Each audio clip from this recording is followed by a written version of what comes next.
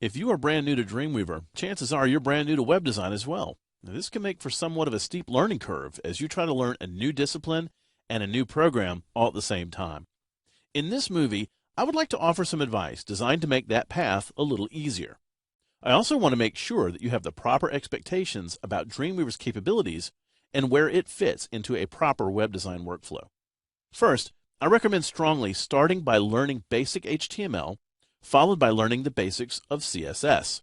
Those two technologies are the core of web design, and without a solid foundation in how they both work, your skills as a web designer will always be incomplete. Dreamweaver is an amazing tool, and much, if not all, of the web design process in Dreamweaver can be performed without ever touching the code.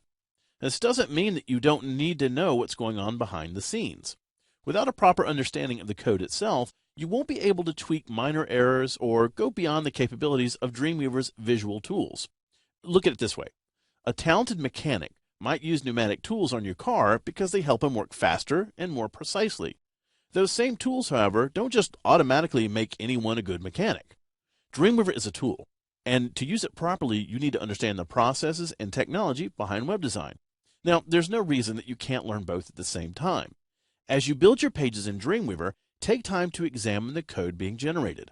This is a great way to learn the structure and syntax of both CSS and HTML. Remember, too, that web design is a huge field. There are many areas of specialization, and you'll probably find yourself drawn to one aspect of web design over others. I recommend making those your initial focus. By learning the basics and then focusing on specific areas of design, you'll pick up and retain more than trying to learn everything all at once.